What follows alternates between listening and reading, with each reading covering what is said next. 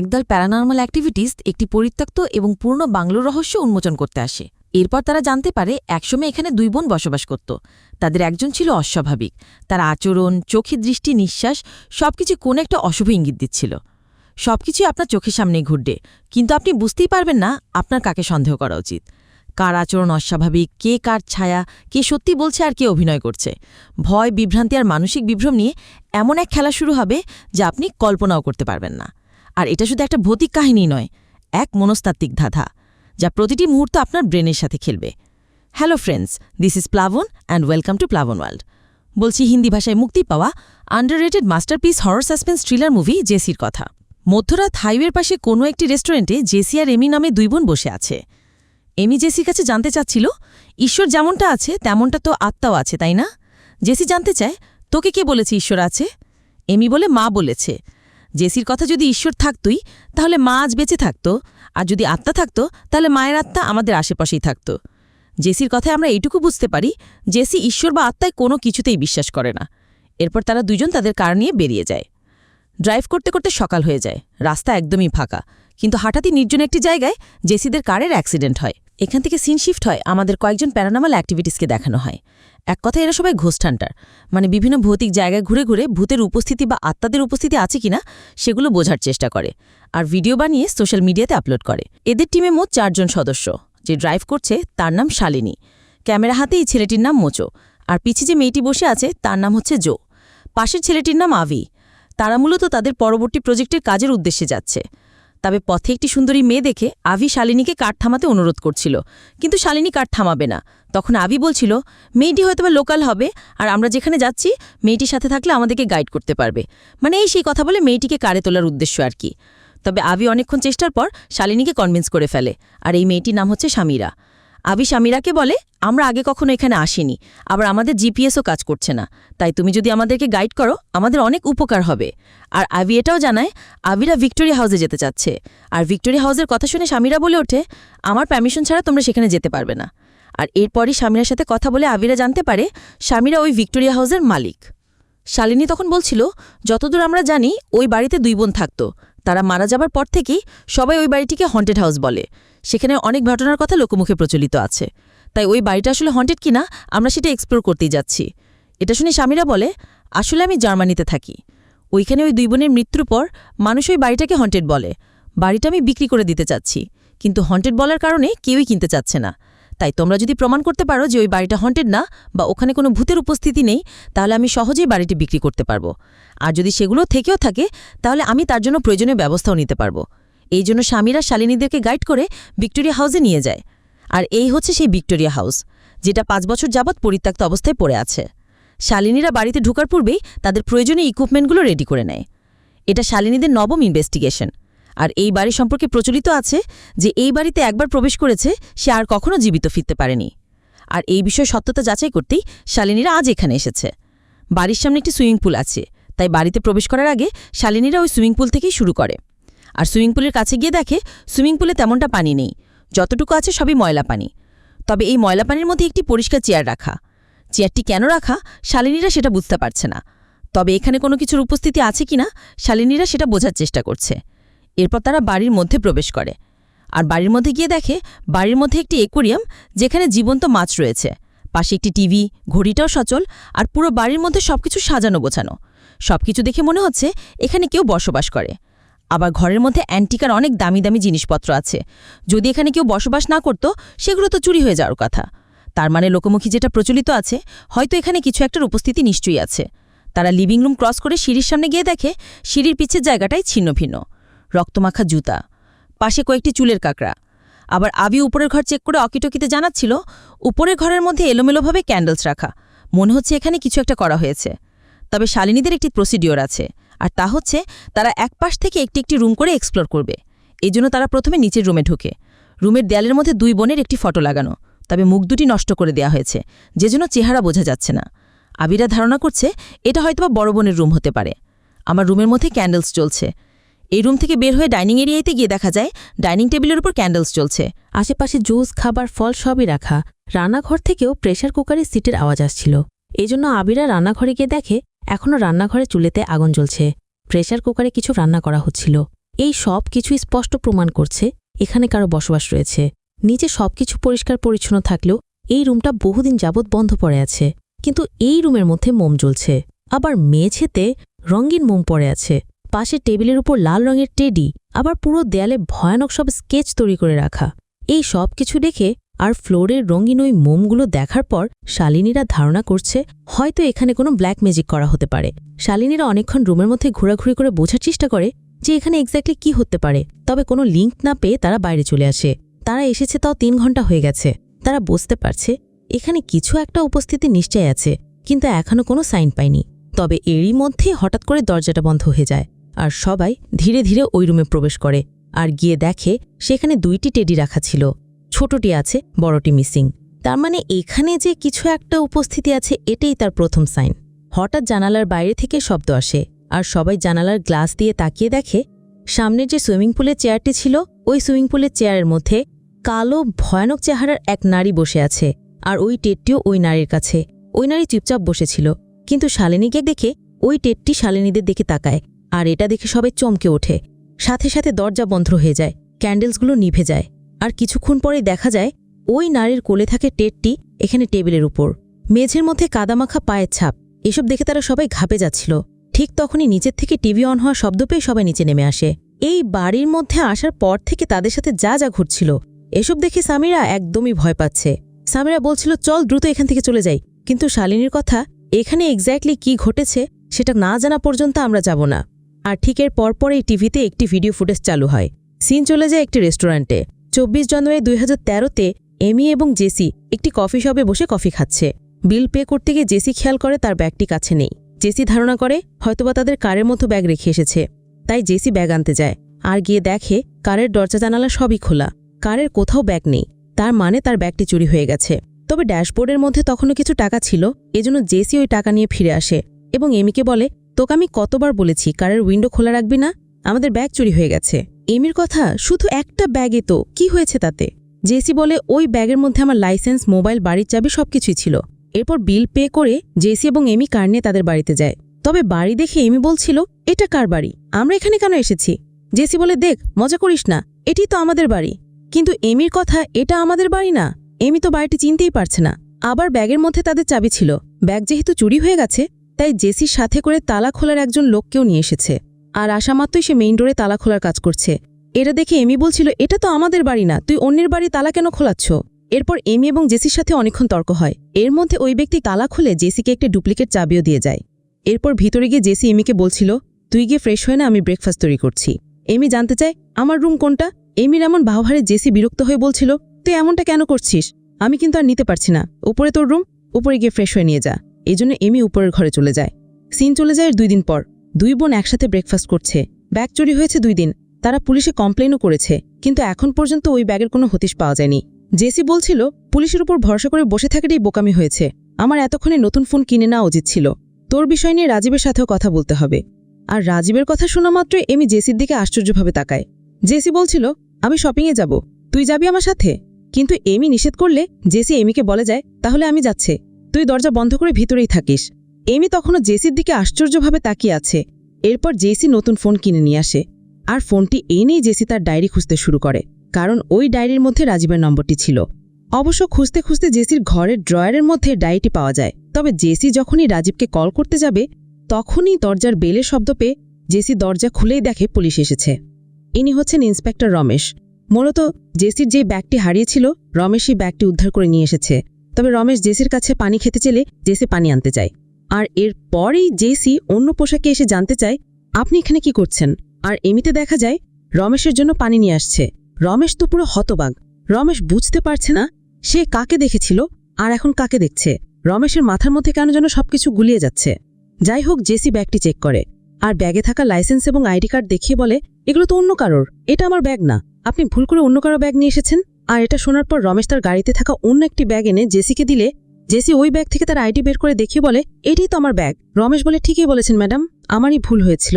রমেশ জানতে চায় এখানে আপনারা কতদিন যাবৎ থাকেন। জেসি বলে 3 বছর। এরপর রমেশ জেসিকে তার নম্বরটি দেয় এবং বলে যে কোনো প্রয়োজন পড়লে আমাকে কল করবেন। বলে রমেশ চলে যায়। সিন চলে যায় রাতে। জেসি রাজীবকে কল করে, কিন্তু রাজীব এমন একটা বিহেভ করছে রাজীব জেসিকে চিনতেই পারছে না। জেসিও বারবার রাজীবকে বোঝানোর চেষ্টা করছিল, কিন্তু রাজীব কল কেটে দেয়। আর জেসিকে চিনতে দেখে এমি জানতে চাচ্ছিল কি হয়েছে। জেসি বলে রাজীব এমন একটা বিহেভ করলো যেন ও আমাকে চিনেই না, জানি না কেন এমনটা করছে। সিন চলে যায় পরদিন সকালে। জেসি জগিংয়ে বের হয়েছে, ঠিক তখনই রাজীব কল করে এবং গতকালের তার বাজে ব্যবহারের জন্য জেসির কাছে ক্ষমাও চায়। আর এখানে আমরা জেসির কথা জানতে পারি। জেসি আমির জন্য একজন ডক্টরের বিষয়ে কথা বলতে রাজীবকে কল করেছিল, আর রাজীব জানায় ডক্টর কিরণ কুমার অ্যাপয়েন্টমেন্ট পেয়ে গেছি। শুনে জেসি খুবই আনন্দিত। জেসি বলছিল তাহলে আলী আমি হায়দ্রাবাদ যাওয়ার জন্য ফ্লাইটের টিকিট বুক করছি। অবশ্যই রাজীব বলে তার আর প্রয়োজন নেই, কারণ ডক্টর কিরণ কুমার একটি প্রজেক্টের কাজ নিয়ে তোমাদের ওখানে আসছে, তাই আমাদের আর সেখানে যেতে হবে না। এরপর রাজীব জেসি এবং অ্যামিকে ডক্টর কিরণ কুমারের কাছে নিয়ে যায়। এটা তাদের প্রথম সাক্ষাৎ। জেসি ডক্টরকে জানায় অ্যামির বয়স এখন 25 বছর, কিন্তু অ্যামির 18 বছর বয়স পূর্ণ হওয়ার পর থেকেই অ্যামির মানসিক বা শারীরিক বিকাশ হয়নি, এজন্য অ্যামি ওই 18 বছর বয়সে পড়ে আছে। আর জেসির মুখে অ্যামির এমন কন্ডিশনের কথা শুনে ডক্টর কিরণ কুমার একটি মুভির বিষয় বলছিল, কারণ তার কাছে এটা একটা মুভির গল্প হিসেবে মনে হচ্ছে। অবশ্য জেসি প্রমাণস্বরূপ অ্যামের সাথে ঘটে যাওয়া বিভিন্ন ইভেন্টের ফটোগুলো দেখায়। আর এই সবকিছু দেখার পর ডক্টর কিরণ অ্যামির চেক আপ করায়, আর টেস্ট রিপোর্টগুলো আসার পর সেগুলো দেখে কিরণ জানায় অ্যামি সম্পূর্ণ নর্মাল, ওর কোনো সমস্যা নেই। তাই তার কাছে আবারও মনে হচ্ছে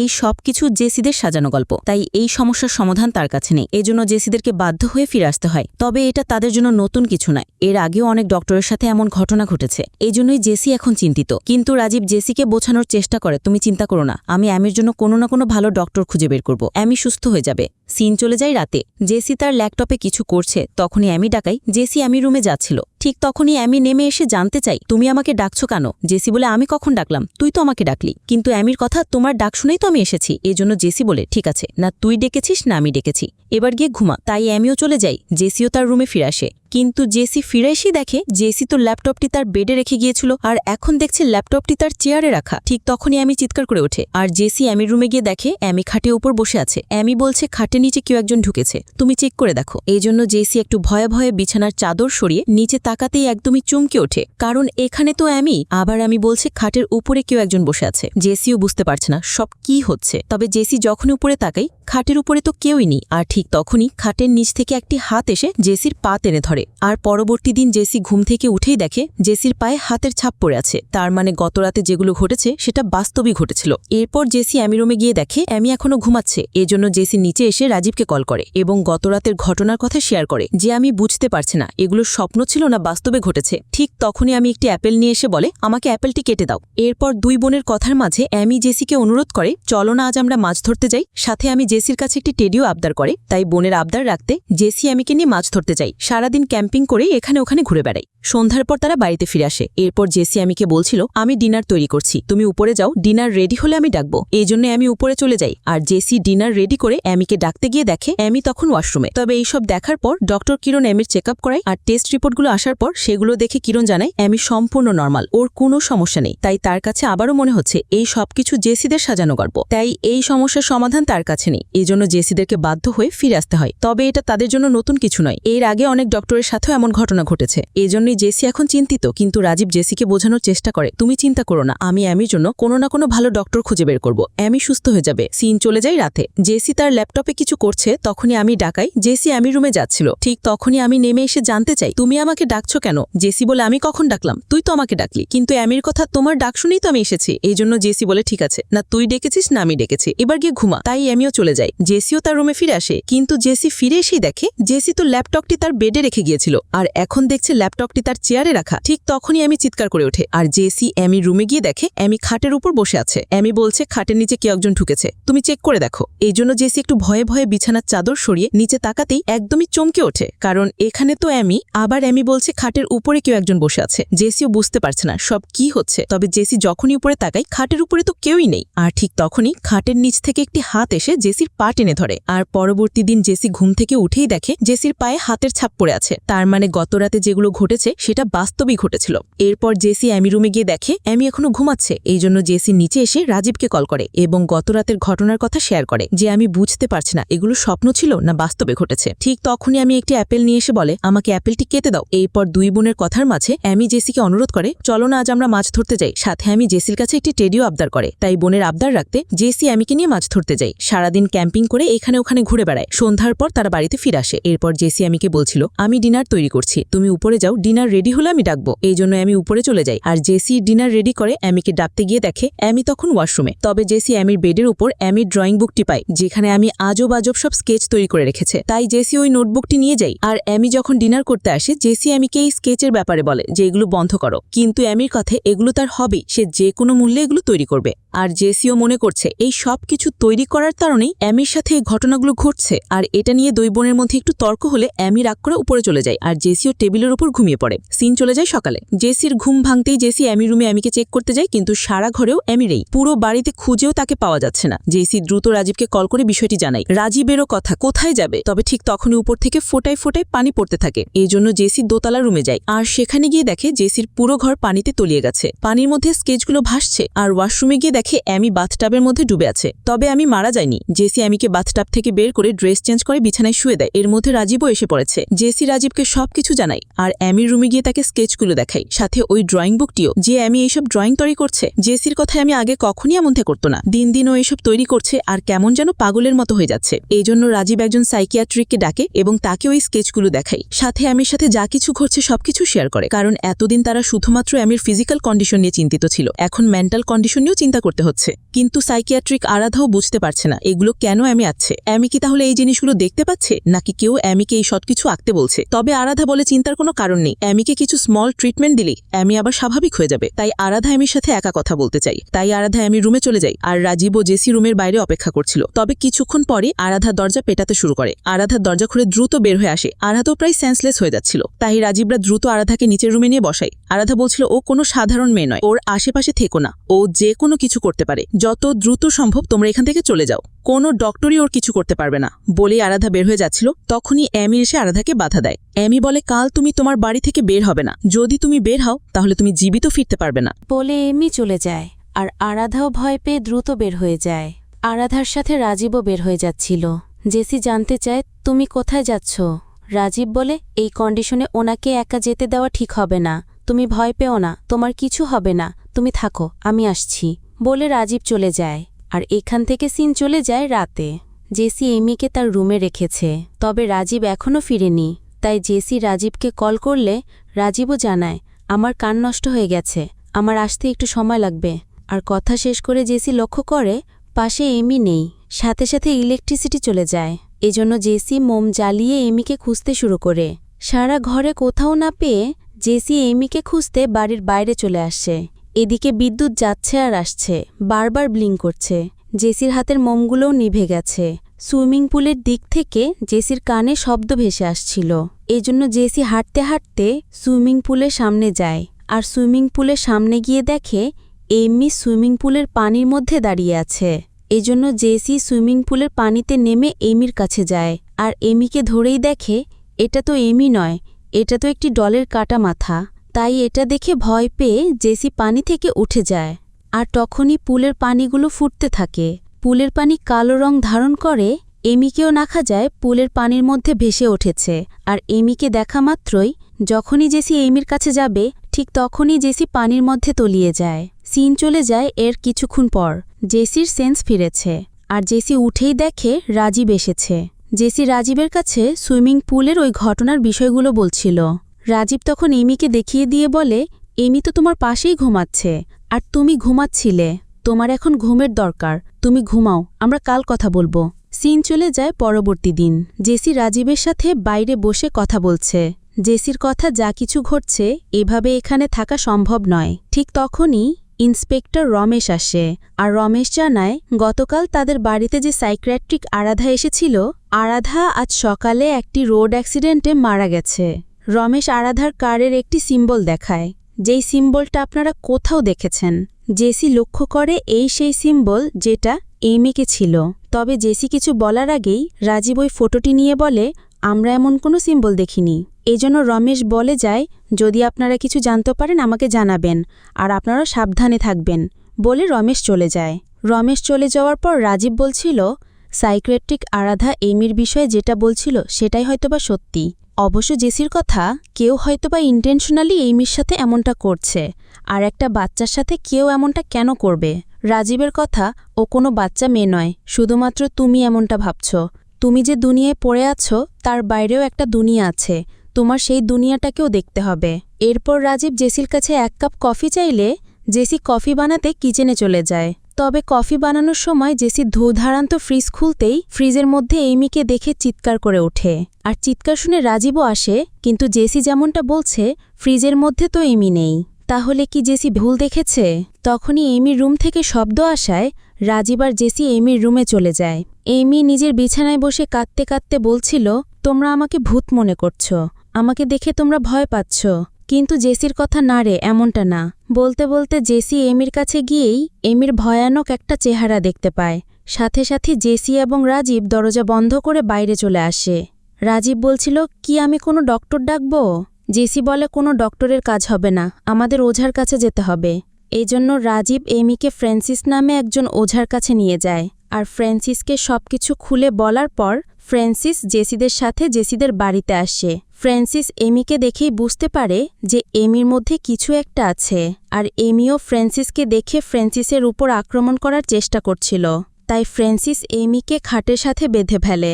কিছুক্ষণের মধ্যে এমি শান্ত হয়ে যায়। এরপর ফ্রান্সিস রাজীবকে একটি নোটবুক ধরিয়ে দেয় এবং এই নোটবুকের ফটোগুলো দেখিয়ে বলে, এখানে যা যা আছে ঠিক এই সব কিছু আমার এই ঘরের মধ্যে লাগবে। ফ্রান্সিসের কথা মতো রাজীব ওই সব কিছু অ্যারেঞ্জ করে। ফ্রান্সিস রাজীবকে বলে, আমি যখন আমার প্রক্রিয়া শুরু করব পুরো সময়টাই তোমাকেই বেল বাজাতে হবে। পুরো ঘরের মেঝে এবং চারিদিকে রঙিন মোমবাতি রাখা হয়েছে। সামনে একটি আয়না পর্দা দিয়ে ঢেকে রাখা। ফ্রান্সিস জেসিকে তার পাশের চেয়ারে বসতে বলে, আর রাজীবকে অন্য চেয়ারে এমিকে বসাতে বলে। কথা মতো রাজীব এমিকে নিয়ে আসে। আর এরপর ফ্রান্সিস যখন তার তন্ত্রমন্ত্র শুরু করবে, সাথে সাথে রাজীব জেসির হাত বেঁধে ফেলে। জেসি তখন চিৎকার করে বলছিল, তুমি কি করছো এসব, আমাকে কেন বাঁধছ? রাজীব জেসির মুখও বেঁধে ফেলে। এরপর ফ্রান্সিস জেসিকে বলে, দেখো জেসি, তুমি এমিকে যেটা ভাবছ এমি সেটা নয়। তুমি যে বডি দেখতে পাচ্ছ সেটা সম্পূর্ণই মিথ্যা। ভালো করে তাকিয়ে দেখো, ও এমি না। ফ্রান্সিস জেসির কপালে হাত রেখে মন্ত্র পড়তে শুরু করে। এরপর জেসিকে বলে, এখন তুমি ভালো করে লক্ষ্য করো। আর এরপরই দেখা যায় এতক্ষণ আমরা যে এমিকে দেখেছি সে তো এমি নয়, এটা তো জেসি। ফ্রান্সিস জেসিকে বলে, দেখো এটা তোমার বডি নয়, তুমি অন্যের বডি কবজা করেছ। এদিকে রাজীব আয়না থেকে পর্দা সরিয়ে দেয়। ফ্রান্সিস বলে, এবার আয়নাতে দেখো তুমি কার শরীর দখল করেছ। সাথে ফ্রান্সিস জেসিকে একটি কাচের জারের মধ্যে দেখতে বলে যে এখানে তুমি দেখো তোমার সাথে কি হয়েছে। আর এখানে দেখা যায় জেসি একটি রোড অ্যাক্সিডেন্টে মারা গিয়েছিল। তার মানে জেসির আত্মা এই বডিটি দখল করেছে। কনফিউজড হবেন না, আমি আস্তে আস্তে সবকিছু বুঝিয়ে বলবো। আর এরপরই জেসির আসল চেহারা দেখা যায়। ফ্রান্সিস জেসিকে বলছিল, এই শরীরটা ছেড়ে দাও, তুমি চলে যাও। কিন্তু জেসির আত্মা কিছুতেই যাবে না। এই জন্য ফ্রান্সিস তন্ত্রমন্ত্র করে এই বডি থেকে জেসির আত্মাকে বের করে ফেলে। এখান থেকে সিন প্রেজেন্টে টিভিতে ঘটনা দেখার পর শালিনীরা এখন বুঝতেই পারছে না আসলে কি ঘটেছিল আর এটা কিভাবে সম্ভব। কারণ এখানে দেখা যাচ্ছিল এইমির মধ্যে আত্মা রয়েছে, অথচ ফ্রান্সিস বলছে জেসির মধ্যে আত্মা রয়েছে। আবার অ্যাক্সিডেন্ট বা কে মারা গেল, মানে যে কারের অ্যাক্সিডেন্ট দেখানো হয়েছে সেখানে যে হাত দেখা গিয়েছিল সেই অ্যাক্সিডেন্টটা কার ছিল। আবার জেসির সামনে জেসির মতো দেখতে যে বসেছিল সেই বা কে, আর এইমির সাথে কি হয়েছিল। এই প্রশ্ন যেমন শালিনীদের মতো তেমনি আমাদেরও। তবে এর উত্তর শুধু জেসি দিতে পারে। এই জন্য শালিনী জেসির উদ্দেশ্যে বলছিল, আমাদের পুরো ঘটনা জানতে হবে, এইমির সাথে কি হয়েছিল, আমাদেরকে বলো। ঠিক তখনই সামিরা তার পিঠে কিছু একটা অনুভব করছিল, আর শালিনীরাও চেক করে দেখে সামিরার পিঠে রক্ত দিয়ে লেখা রয়েছে আই ডোন্ট নো। তার মানে এইমির সাথে কি হয়েছে সেটা জেসি বলতে পারছে না। তাহলে এইমির সাথে কি হয়েছিল সেটা এখন কিভাবে জানা যাবে? স্বামীরা তখন বলে, তোমাদের মনে আছে জেসি তার নোটবুকের মধ্যে রাজীবের নম্বর লিখে রেখেছিল, যেটা তার ডয়ারে ছিল। সাথে সাথে সবাই জেসির রুমের ডয়ার চেক করে, আর ওই ডয়ারের মধ্যে নোটবুকে থাকা রাজীবের নম্বরটিও পাওয়া যায়। কিন্তু রাজীবের নম্বরটি বন্ধ। নোটবুকের মধ্যে ইন্সপেক্টর রমেশের কার্ডও পাওয়া যায়। তাই শালীন ইন্সপেক্টর রমেশকে কল করে এবং এই বাড়ির সম্পর্কে জানতে চায়। রমেশ জানতে চায়, তোমরা এখন কোথায়? শালীন বলে, আমরা ইনভেস্টিগেশন করতেই বাড়িতে এসেছি। রমেশ বলে, তোমরা কি বাঁচতে চাও না? যত দ্রুত সম্ভব এখান থেকে চলে যাও। শালীন, এতে কথা শুনুন স্যার, আমরা প্রফেশনাল, আপনি আমাদের সাথে একটু দেখা করুন, আমাদের কিছু ইনফরমেশন দরকার। অবশেষে রমেশ রাজি হয়। এদিকে চোরের ওয়াশরুমে যেতে হবে, তাই স্বামীরা চোরকে ওয়াশরুমে নিয়ে যায়। সিন চলে যায় কিছুক্ষণ পর রমেশ এসেছে। এদিকে স্বামীরা চটে এসেছে, স্বামীরা এসেই শালিনীর পাশে বসে। এরপর শালীন জেসি এবং এমির ওই ফুটেজের বিষয়টি বলে এবং জানতে চায় ওদের সাথে কি হয়েছিল। সবকিছু শোনার পর রমেশ শুধু বলে, আমি এক শর্তে তোমাদেরকে পুরো স্টোরিটি বলতে পারি। তোমাদের কথা দিতে হবে, তোমাদের এখান থেকে চলে যেতে হবে। শালীনও রাজি হয়, আর এরপরেই রমেশ পুরো স্টোরি বলতে শুরু করে। সিন চলে যায় ওই ঘটনার পরবর্তী দিন। জেসির জ্ঞান ফিরেছে, আর জেসি সামনে ডক্টর আরাধা বসে আছে। এখানে আমরা তাদের কথা জানতে পারি, এতক্ষণ আমরা যাকে জেসি বলে জেনে এসেছি সে আসলে জেসি নয়, তার আসল নাম শ্রুতি। আর Shruti doctor Aradha, Francis, inspector Ramesh, এমনকি রাজীব কাউকে সে চিনতে পারছে না। সাথে আমরা এটাও জানতে পারি শ্রুতির একটি যমজ বোন আছে যার নাম অমৃতা। আর এই সেই অমৃতা যাকে আমরা শ্রুতির ঠিক অপোজিট সাইডে দেখেছিলাম। তার মানে এখন আপনারা নিশ্চয়ই বুঝতে পারছেন, ফ্রান্সিস যখন এক্সিজমের প্রক্রিয়া করছিল তখন সেখানে শ্রুতি আর অমৃতা ছিল। কিন্তু শ্রুতির সাথে এক্স্যাক্টলি কি ঘটেছে শ্রুতি কিছুই মনে করতে পারছে না। এজন্য সবাই শ্রুতিকে সবকিছু পড়ার সিদ্ধান্ত নেয়। ফ্রান্সিস আর রাজীব চলে যায়, আর রমেশ শ্রুতির কাছে জানতে চায়, জানুয়ারি 24 তারিখ সকালে তুমি কোথায় ছিলে? তবে শ্রুতির কথায় জানা যায় শ্রুতির সাথে এতদিন যা কিছু ঘটেছে শ্রুতির যেহেতু কিছুই মনে নেই, তাই শ্রুতি ভাবছে আজই জানুয়ারি 24 তারিখ। তবে 24 তারিখ সকালে শ্রুতিদের সাথে কি ঘটেছিল সেটা জানতে আমাদের 26 তারিখ সকালে যেতে হবে। প্রতিদিনের মতোই রমেশ থানায় এসেছে, আর থানায় এসে জানতে পারে কনস্টেবল একজন চোরকে ধরতে পেরে তাকে পেটাচ্ছে। আবার এদিকে দুদিন আগে যে অ্যাক্সিডেন্ট হয়েছিল সেই অ্যাক্সিডেন্টের ভিকটিমদের ব্যাগও তাদের কাছে আছে, যার অ্যাড্রেস ভিক্টোরিয়া হাউস। আবার জেসিদের যে ব্যাগটি দ্বারা পেয়েছে তারাও অ্যাড্রেস দিয়েছে ভিক্টোরিয়া হাউস। এজন্য রমেশ একটু সন্দেহ হয়। রমেশ 24 তারিখ সকালে অ্যাক্সিডেন্টের এফআইআর আর জেসির ব্যাগের এফআইআর দুইটাই চেক করে। এখানে সে স্পষ্ট দেখতে পায় দুইটি ঠিকানাই ভিক্টোরিয়া হাউস, আবার দুইটিতেই জেসির নাম মেনশন করা। অ্যাক্সিডেন্টের এফআইআর বলছে 24 তারিখ সকাল 6টার সময় জেসি এবং এমি নামে দুই বোন রোড অ্যাক্সিডেন্টে মারা গিয়েছে। আবার সেকেন্ড এফআইআর বলছে ওই একই দিন সকাল 7:30টার সময় জেসি এবং এমি নামে দুই বোন তাদের ব্যাগ চুরির কমপ্লেন করেছে। জেসি এবং এমি যদি সকাল 6টায় অ্যাক্সিডেন্টে মারা যাবে তাহলে 9:30 তারা কিভাবে ব্যাগ চুরির কমপ্লেন করে? রমেশ এফআইআর লক্ষ্য করে রাজীব নামে কেউ একজন জেসি এবং এমির বডি কালেক্ট করে নিয়ে গিয়েছিল, আর কনস্টেবল জানায় রাজীব হচ্ছে ওদের বন্ধু। তবে এই শহরে বা ওই বাড়িতে জেসি এবং এমি ছাড়ার কেউ বসবাসও করত না বা তাদের কোনো আত্মীয়স্বজনও নেই। আর অ্যাক্সিডেন্টের পর থেকে জেসির ওই ব্যাগটি থানাতে পড়েছিল, তাই রমেশ নিজেই ওই ব্যাগটি দিয়ে আসার সিদ্ধান্ত নেয়। তবে রমেশ যখন ওই ব্যাগটি নিয়ে যাচ্ছিল তখন রমেশ চিন্তা করে যেই ব্যাগটি তারা চোরের থেকে পেয়েছে সেও তো জেসির নামে ওই একই ঠিকানায় কমপ্লেন দিয়েছে, তাই রমেশ ওই ব্যাগটি ওর সাথে নিয়ে যায়। আর ভিক্টোরিয়া হাউসে জেসি এবং এমির জায়গায় শ্রুতি এবং অমৃতাকে যমজ দেখে চমকে ওঠে, কারণ এরা তো এখানে থাকার কথা নয়। এরপর রমেশ শ্রুতিকে তার হারিয়ে যাওয়া ব্যাগটি দিলে শ্রুতি তারই আইডি কার্ড দেখে রমেশকে বলছিল, এটা তো আমার আইডি কার্ড না, আপনি অন্যজনের ব্যাগ আমাকে দিয়েছেন। রমেশ তো পুরো তাজ্জবে পড়ে যায়। তবে রমেশ একটু চালাকি করে শ্রুতিকে জেসির ব্যাগটি দেয়া মাত্রই শ্রুতি জেসি আইডি কার্ড দেখে বলে, এটাই তো আমার। আর এখানে রমেশের খটকাটা লাগে যে শ্রুতি নিজেকে জেসি ভাবছে। আর এরপর রমেশ যখন বের হয়ে যাচ্ছিল অমৃতা রমেশের কাছে হেল্প চাইছে, আর এজন্যে মূলত রমেশ শ্রুতির কাছে তার আইডি কার্ড দিয়ে এসেছিল।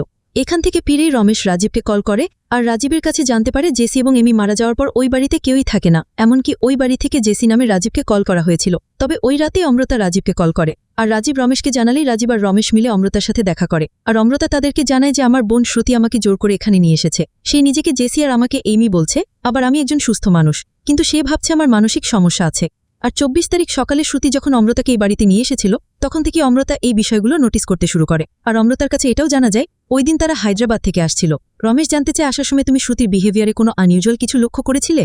অমৃতা তখন জানায় আমরা যখন আসছিলাম রাস্তা ফাঁকাই ছিল, কিন্তু হঠাৎ করে শ্রুতি কার ব্রেক করে, মনে হচ্ছিল ওর যেন ব্ল্যাকআউট হয়েছে। রমেশ জানতে চায় এটা কোন জায়গায় হয়েছিল আর ঠিক কোন সময় হয়েছিল।